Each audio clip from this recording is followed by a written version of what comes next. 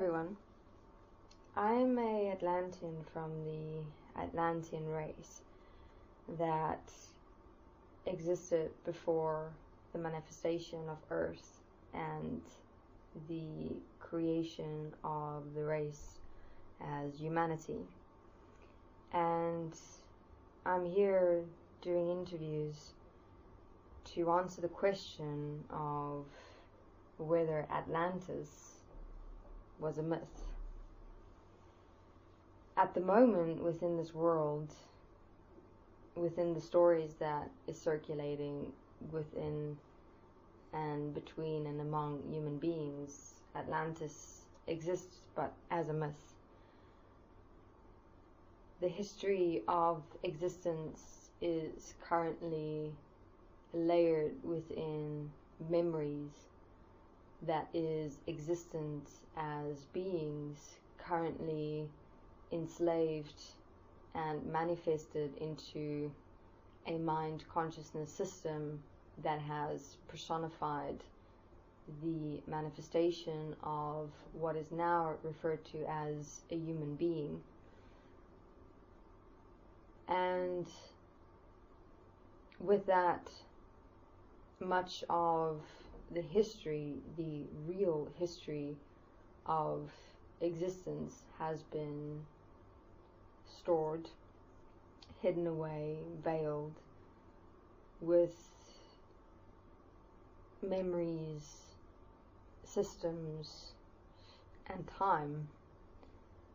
And the view or perspective that human beings now have of history is much limited to only Earth's history, and then attempted or tried to make sense of from an existential perspective of the history of the Earth and humanity through myths, through stories, through conjecture. And we are here within these interviews with myself as an Atlantean from Atlantis and many races that will come to share the history of existence within the role each race played that existed before the manifestation of Earth and the race that is now known as humanity. And to realize that there is a reality within the origins of the myth of the existence of Atlantis and Atlanteans. And so from a certain perspective, yes, Atlantis is a myth as it exists at the moment within the minds of human beings. However, it was a reality, and I was part of that reality. And therefore, I will share with you the reality of Atlantis, the reality of Atlanteans as how we existed before the existence, the manifestation and the creation of Earth and humanity. And we'll start our interview with sharing how we existed then, before the creation of physicality, share how we existed, how we functioned, how we expressed, how we communicated, how we lived. And within that, change and transform and clarify the myths, the stories, into understanding and perspective of how it is that humanity came to be, and Atlantis and Atlanteans part within that. Each race that existed before the manifestation of Earth and human beings had a particular part, a particular role, which they played in the participation of the creation of Earth and human beings. And us as Atlanteans was, of course, part of it, actually the part of it. where we became the point that changed the direction of existence. We became the point within the timeline of our existence as beings that changed the nature, the manifestation, and the context of existence as a whole, that led us to where we are today as human beings on Earth within a physical manifested existence, where all that is here now is physicality, and this physical manifested existence. So let us start with ourselves in how we existed before the manifestation of Earth and the creation of humanity. There was a time before Earth and humanity where everything that was here was not as physical as one experiences it to be today. The substance within which we existed was more fluid and free, yet very stable. It was like the substance of existence was a presence, and we were manifestations that emerged from that presence and solidified as a part of that presence, but the solidity wasn't a physical form. The solidity was a densification of the all-encompassing presence as the substance that existence consisted of and existed as. So it was like each race was a part of the total substance of existence that emerged from the substance in a personified form, as though we were individual expressions from the total expression of what existence consisted of and existed as. So there was a oneness within us all as an existence that was here. So for a tangible perspective, you can have a look at, like, for example, a round circle, and within the circle would be the manifestation of existence, and from within that circle individual circles would emerge, and the individual circles that emerged from the greater circle would take on various different forms and shapes, but would still originate from that one circle as source.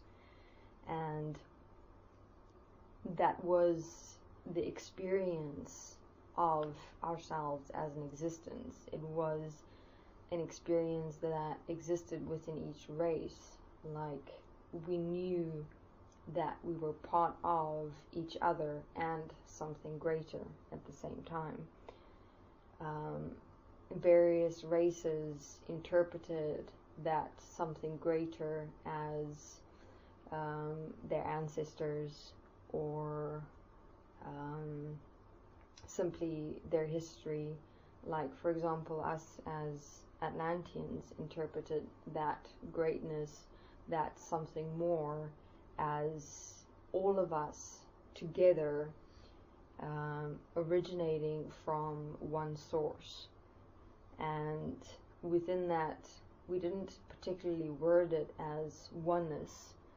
We just experienced it as coming from, emerging from the same substance, the same source. I mean, we were more practical in our approach to ourselves and existence. We didn't have an inclination towards believing in ancestors or worshipping ancestors like some other races did. We were more within the context of worshipping all beings that was here with us within the approach of an equality, and that we were all inherently interconnected, and that we as an existence as a whole with all the various races maintained the balance of ourselves and existence as a whole.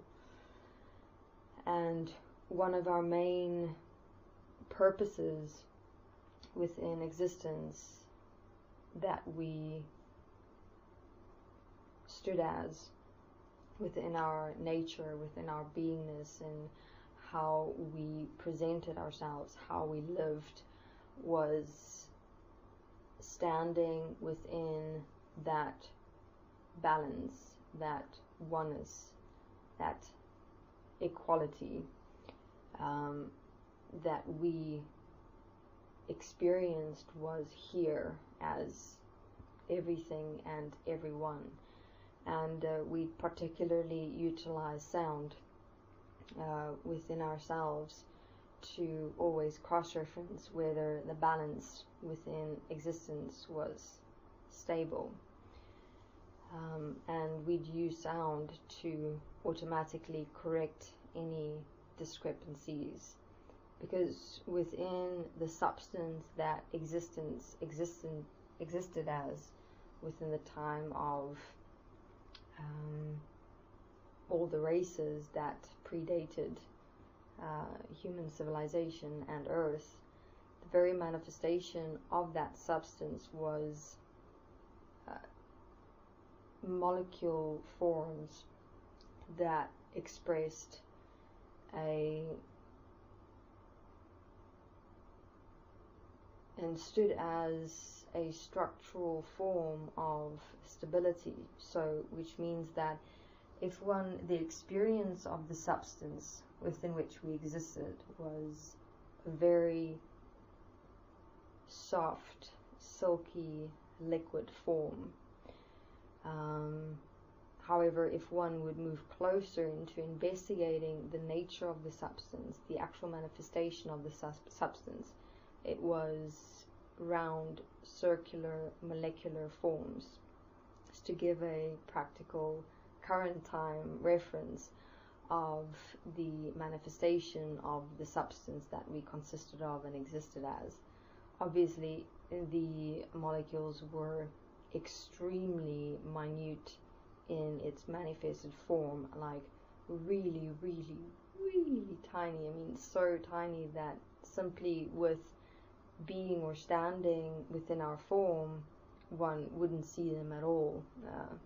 We would particularly utilize a form of vision that we'd utilize to investigate the actual form, the structure of the substance that we consisted of and existed as within existence as a whole.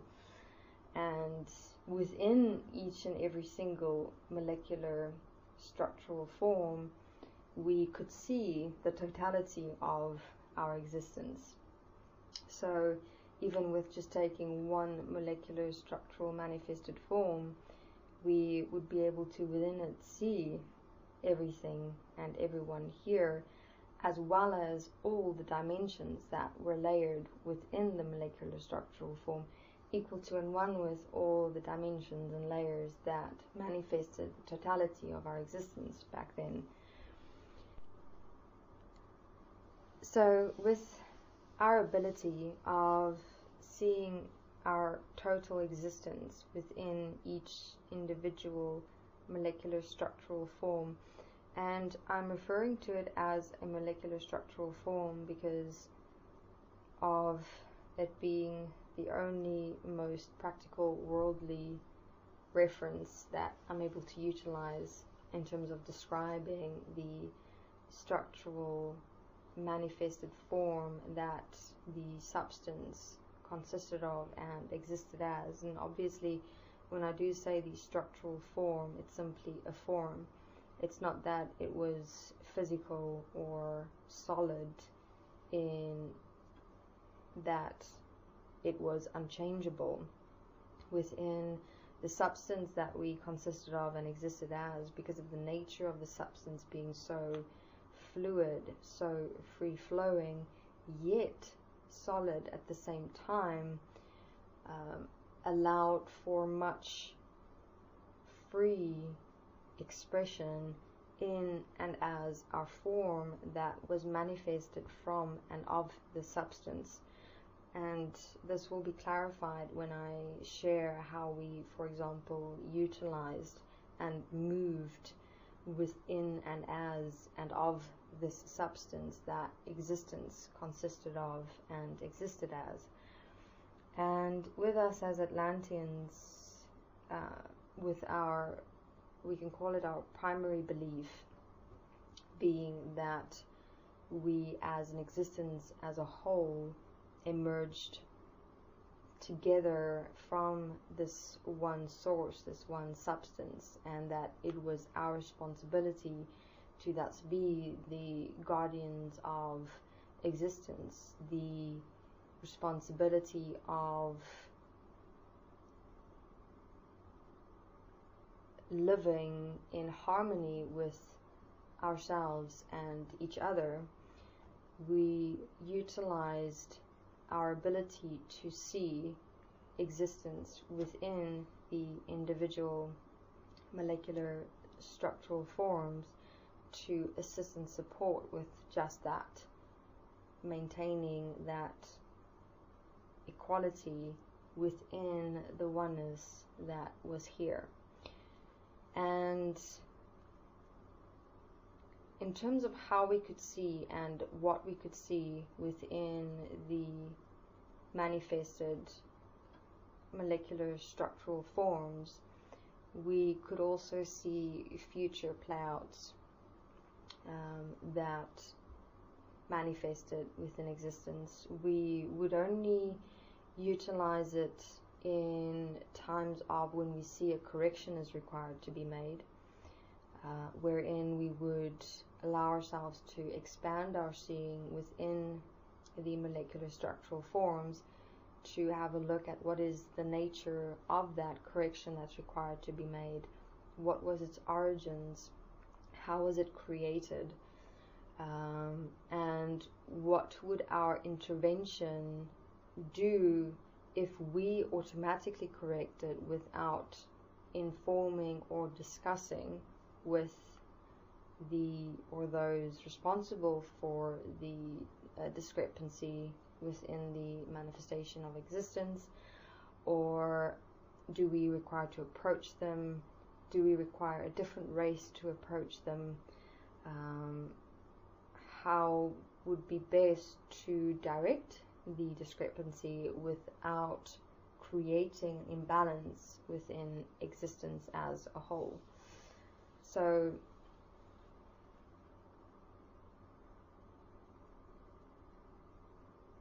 we primarily worked with the Greys as well, the race that was also primarily responsible for maintaining a equilibrium within our existence. However, the Greys' approach was more within the context of interacting with the actual races within existence, and their maintaining of the equilibrium within existence was more structural in nature, meaning they more looked at making sure that our structural stability was maintained within existence, because what would happen if there was a conflict or a friction or a change, it would send out ripple effects throughout the totality of existence. And not all the races were so aware of their substance, their manifestations of their forms, and therefore would not readily pick it up when there was a ripple effect change that was manifesting, plus the ripple effect changes was more, it was very, very, very, very, very subtle.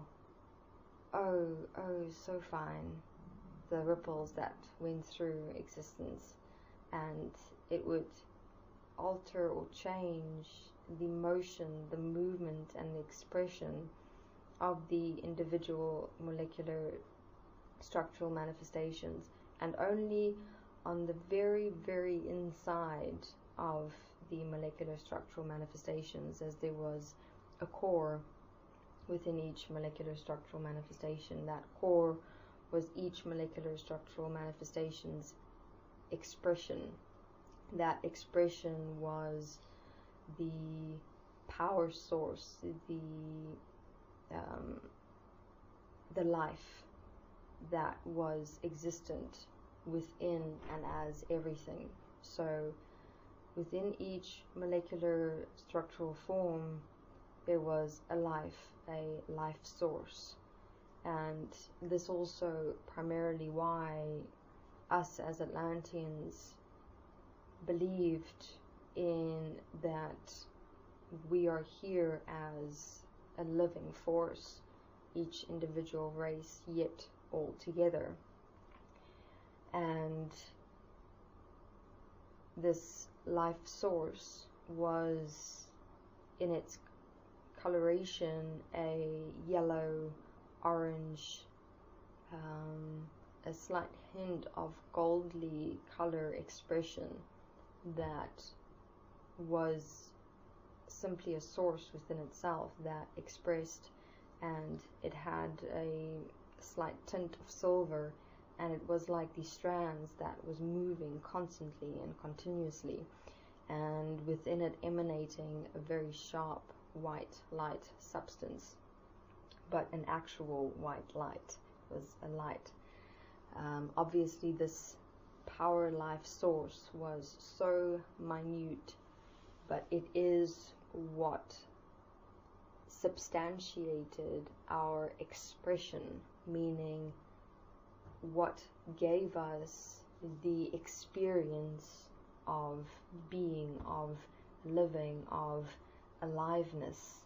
It was a constant movement that expressed itself, and it was like we were the manifestations, the voice, the living of that life source, that origins of ourselves and existence. And that is what we as Atlanteans cherished, that life that was within ourselves, within everything that was here. However, what would happen is if one part of existence as a race would create or cause some form of friction or conflict within themselves, within each other, with other races, whether it be through direct interaction, communication, or a simple looking, that would create any form of imbalance within that equality of that life force that is existent.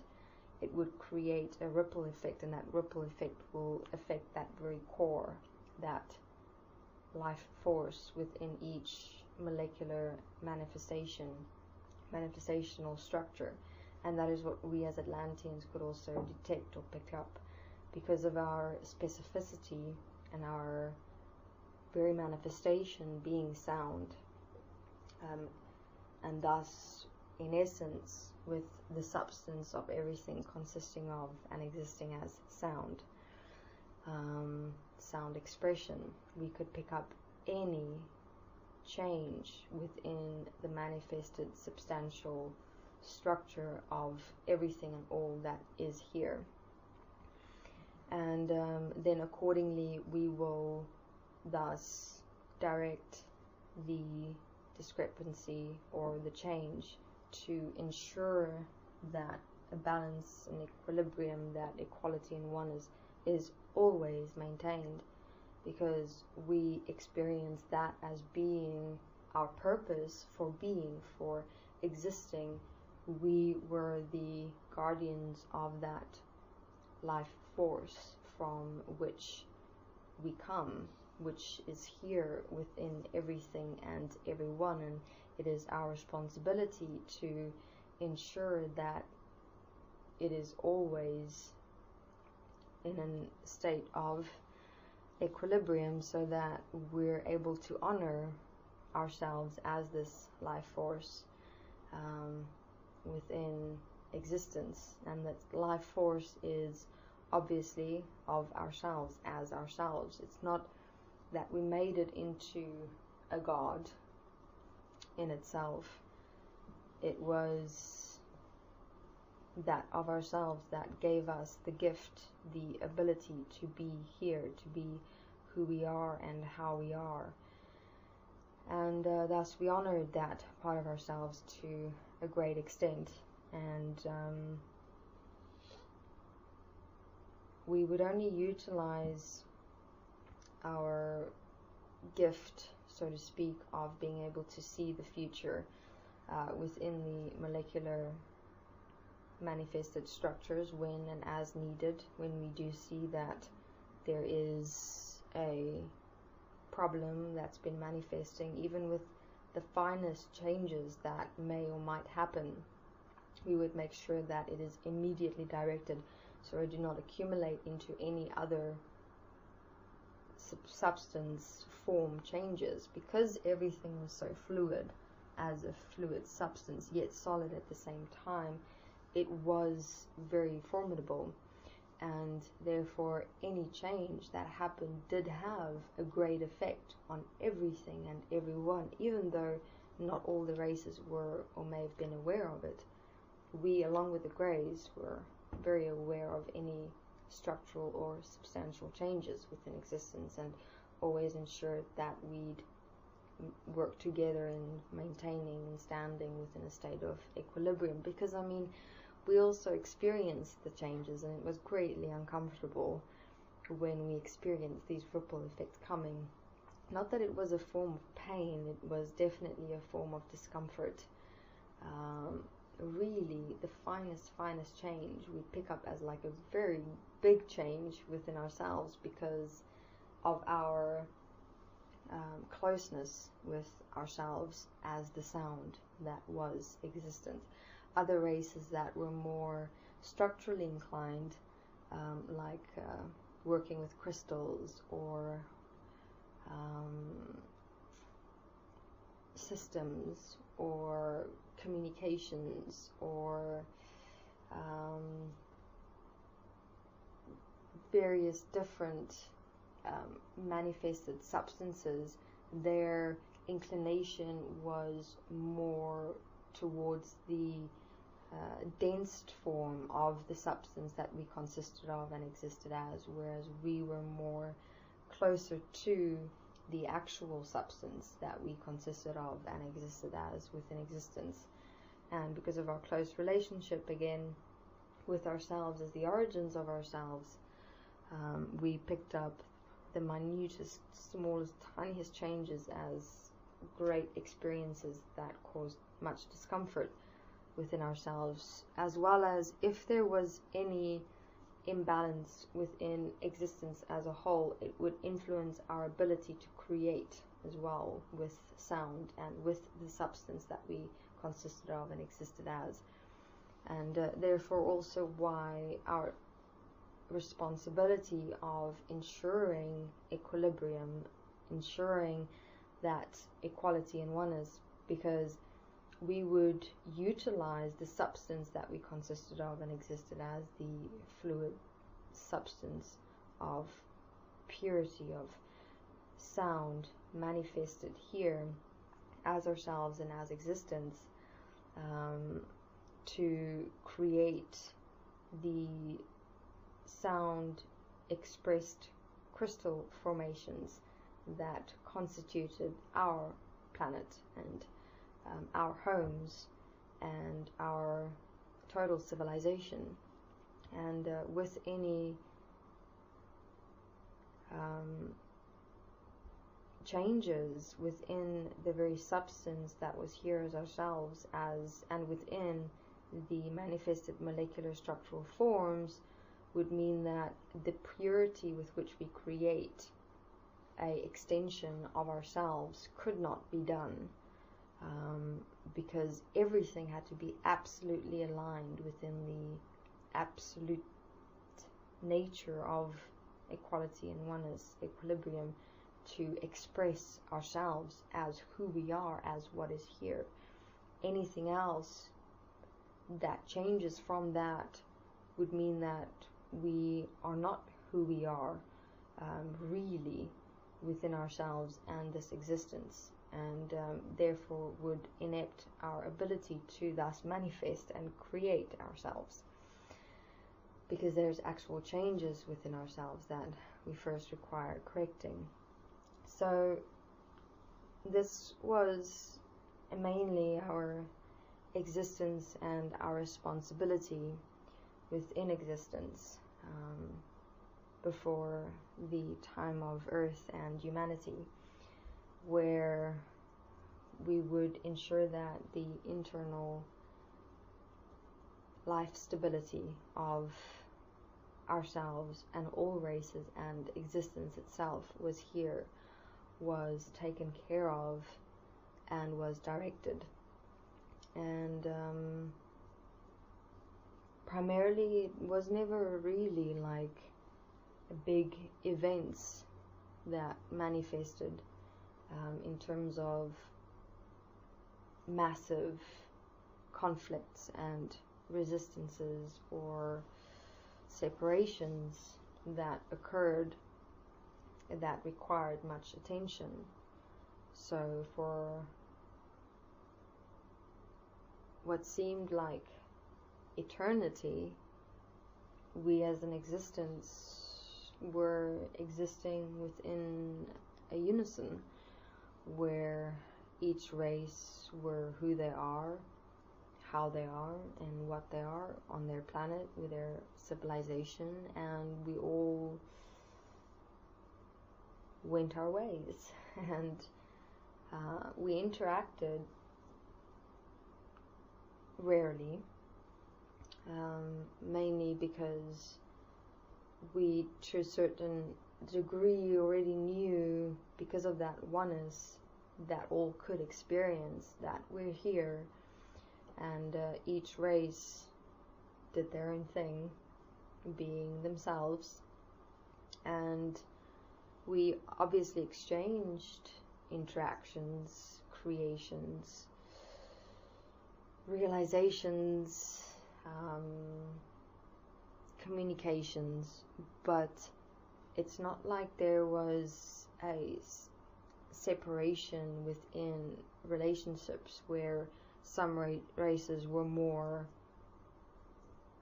defined within their relationships than others, where other races liked certain races more or less, or where one race was dominating existence in any other way. There was a respect, there was a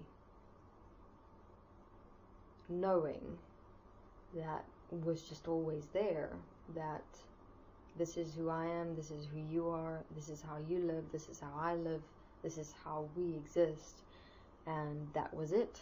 So everything was quite minimal, and each race was basically left to itself to develop, to expand, to grow, to be here, and each race played their part in assisting and supporting with the equilibrium, the equality and oneness of existence as a whole.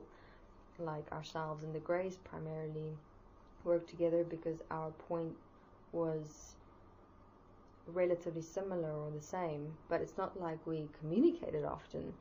It was simply that we didn't require or have to really go to a planet to communicate. We could also communicate what you'll now refer to as telepathically, where we could, for example, as Atlanteans, stand here, and because our interactions was more inclined towards and with the Greys, we could communicate with them through like being here, and then what we do is within the center of ourselves we had a crystal manifestation within the center of our head region, and we'd within that connect to a particular gray. What will happen within that is the gray would then within themselves experience like a resonance, if you will, a resonance which is a movement of sound, and it will be like us calling them. And then what they do is when they experience that resonant sound, and we'd have a particular sound signature, and they'd know it us, especially when that resonant sound was a silvery white metallic expression with a resonance color of a light blue. That was our resonance signature sound. And then what they do is they'd actually do a breath, they'd breathe it in, and then we'd communicate with them, and in that moment we'd become each other, and it would be like the gray is here within us talking to us, and we in the gray speaking with the gray. And that's primarily how we communicated with resonant sound, the resonant sound containing the totality of ourselves. And then the primary reason for communication then was to cross-reference corrections, because we were more sensitive to sound changes within existence, within the substance of ourselves. We would primarily notify the grays that this is a resonance change here within existence as a whole. We refer to it as a resonance change again because the resonance changes was the more finer, small changes. For example, where a race or a being within existence would have come into contact with another race for a moment, and they allowed themselves to become the other race for a moment, to see what it is and how it would be to experience being another race. I mean, that was also done especially with the young ones that came into being from the races, and they would play and see how I would be if I were you, or how would I be if I were you. And then sometimes within that change, because the young ones weren't yet completely solidified within themselves as the nature of their race, or one can say the laws of our existence, then the changes would create a separation from themselves, where they'd go in completely into the other race's expression and then separate themselves from their own instead of unifying themselves with the other race. And that would create a ripple effect throughout existence as substance, which we would thus pick up within the individual molecular structural manifestations. And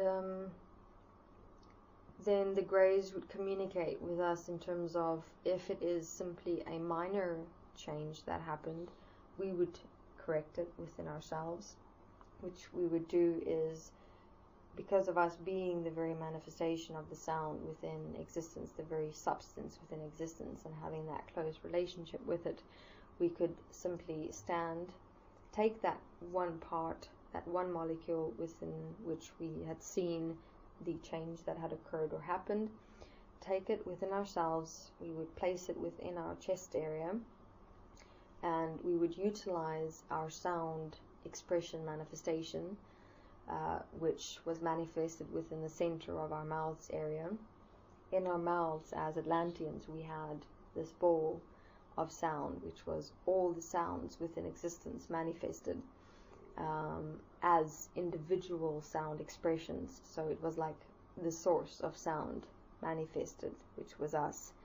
And we take that sound and then the molecule within the center of our chest area and merge the two, so that all the sounds together within that molecule assist and support with the expression of stabilizing and equalizing the sound within existence. And we would simply take that one step of merging all the sound expressions within existence that was within ourselves with that one molecule. And with that one molecule obviously being interconnected to all molecules, it would correct the totality of existence, in which we existence as the total substance of everything and everyone. And that is when we did the corrections ourselves without requiring to notify.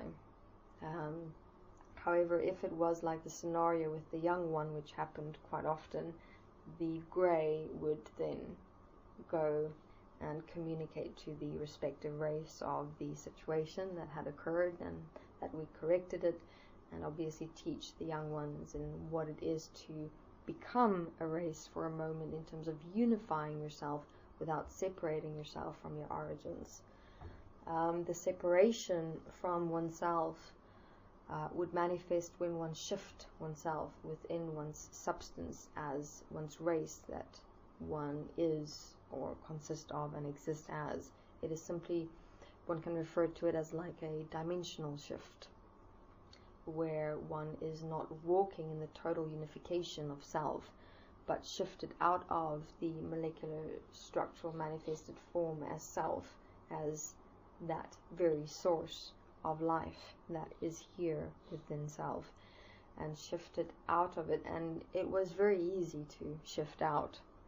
Obviously the consequences of that was uncomfortable, with great discomfort for especially us Atlanteans.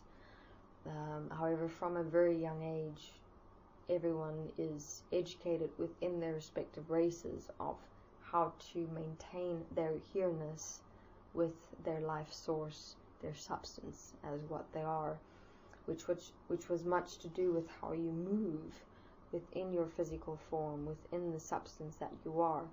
And each race had various different movements of how they moved with their physicals to ensure within that movement they remain equal to and one with their life source within themselves.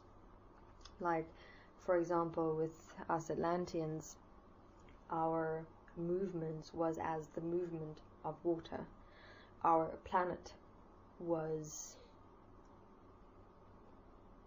its main resource was water. Water was the more substantial liquefied sound. And we say water, please, not the water as you now experience it on this earth.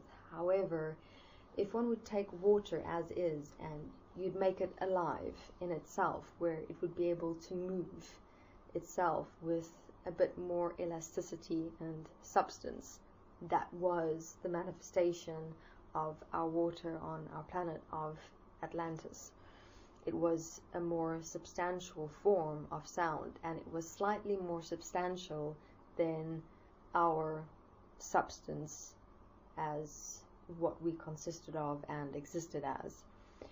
It was more, I'll repeat it again, elastic in nature, yet it had a constant motion, a constant movement that was really, really slow.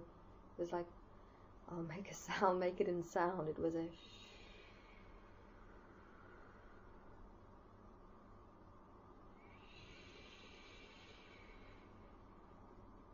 like a breathing as it was moving within itself. And our physical forms would move according to that sound. So our movements was very slow, wavy, very specific, very soft, gentle, almost ethereal-like. And our physical forms also assisted and supported with that. We didn't have any bone structure. We had a more of a meaty, sinewy, physical, structural form.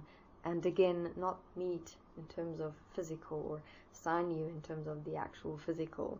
It was more substantial, but it was again sound manifested in more structural shapes and forms that manifested into our physical bodies that we consisted of and existed as. So it was the different alignments, the different structural manifestation and positioning of sound as the molecular structural forms that manifested different experiences of substance. So, for example, with the water, the molecules were aligned in a merged form. For example, where we'll have one molecule merged ever so slightly with another molecule. And in that merging, it would still have half of itself, each part, but it would be merged as one. And then it will create like a chain connection, and that would create the substance of water that would have an elasticity to it.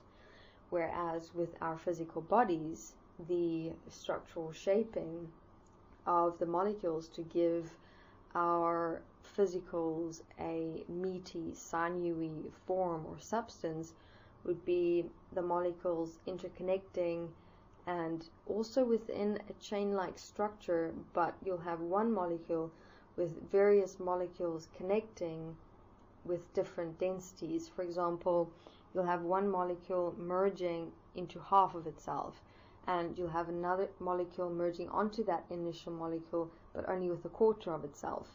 And then you'll have another molecule merging with that initial molecule with 3/4 of itself, which would create different densities of sound manifestation as substance manifestation, and that would constitute our physical bodies. And so would give us, in our very movement again, with our physicals being more slightly manifested than the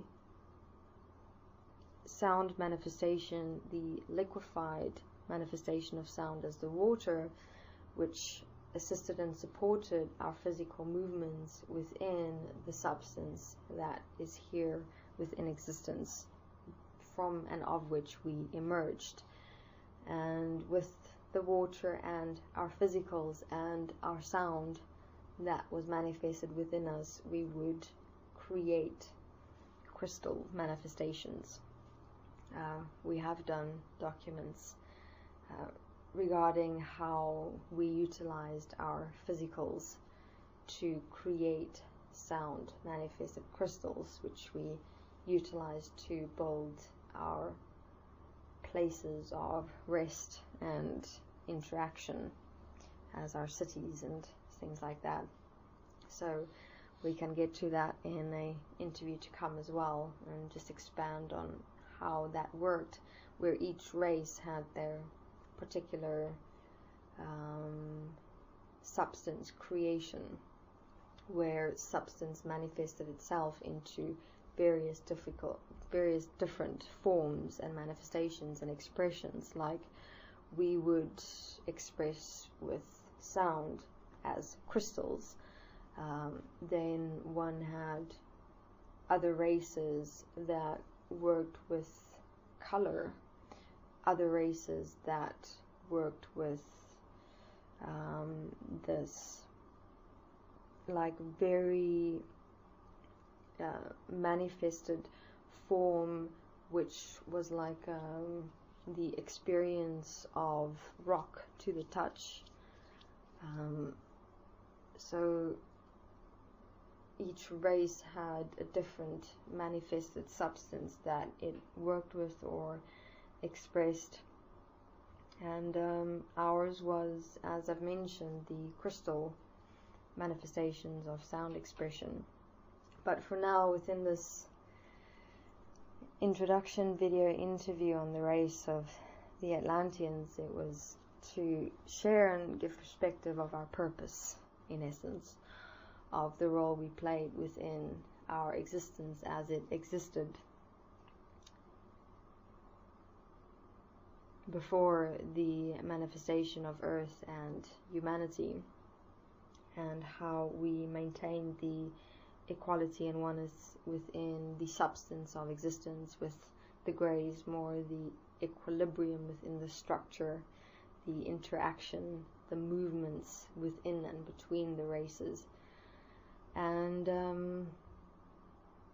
how our belief was primarily that we all originated from the same source, that life that was here within each molecular structural manifested form, that the substance of ourselves and everything consisted of and existed as, and therefore our sole purpose to ensure that we all are here, that our interactions are equal and of respect, and that we consider ourselves and each other to the highest degree of who we are, because we all do come from the same source. We're all here together, and therefore practically it was, from that perspective, to us common sense, and we simply took in that position of ensuring that that life force is and remains equal, that everyone remains within that oneness interaction in consideration and regard of everything and everyone else. And within that we went about our days, creating our sound crystal manifestations through our equality and oneness with sound in all its forms, so we could interact with sound in all its multi-dimensional manifested forms it consisted of and existed as, and it was endless, it was eternal, and it was abundant, the various manifestations that sound expressed itself, which was what the life force in essence was in its form as it expressed within each and every single molecular manifested structural form.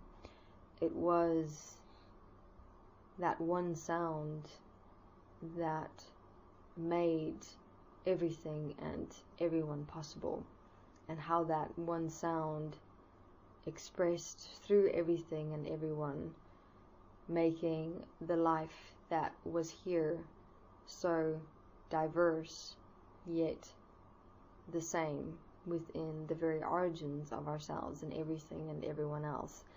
And we were always living in a form of gratefulness, a form of enjoyment, a constant curiosity of learning more and more about ourselves as we manifested and created and expressed and existed as sound.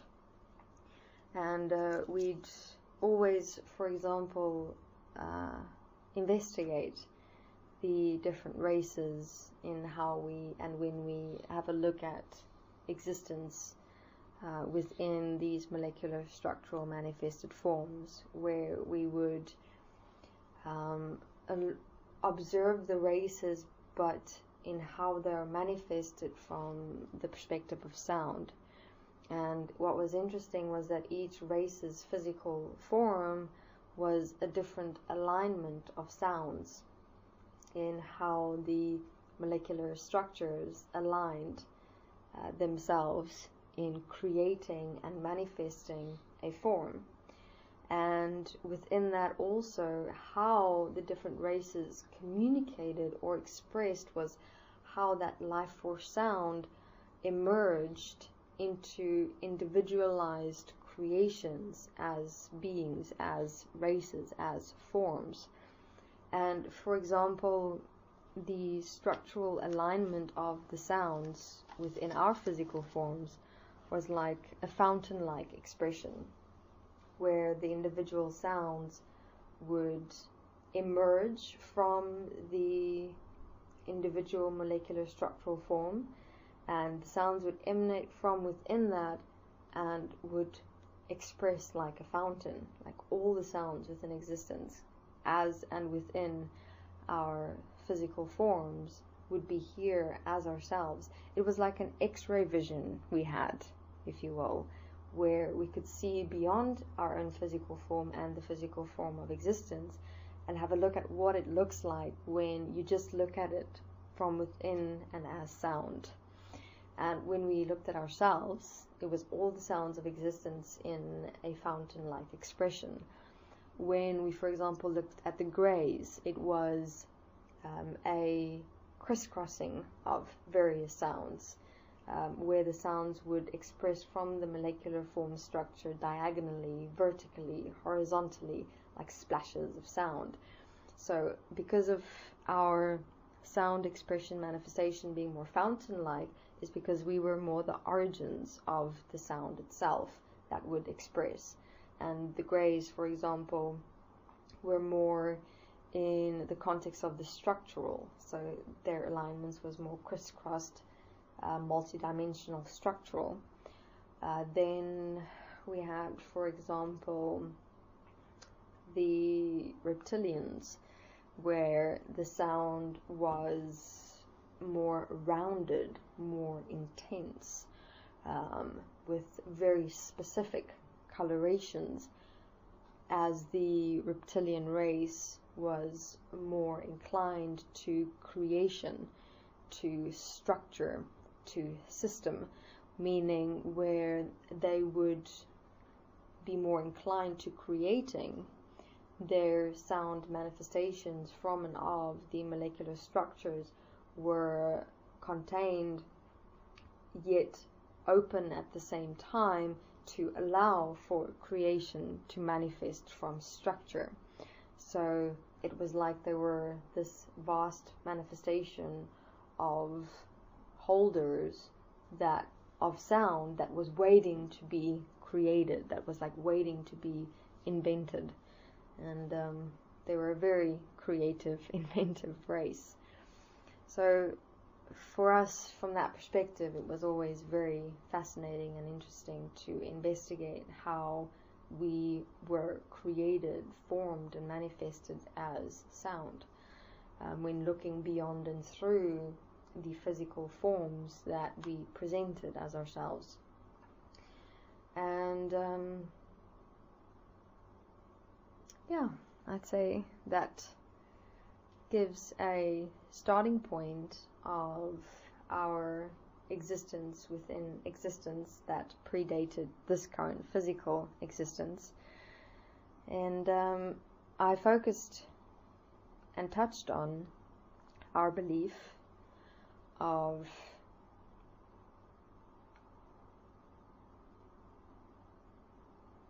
the oneness, the equality that was here, and that we believed that all of us should live with and exist within respect, consideration, and regard, honoring ourselves, our life force, and everyone else.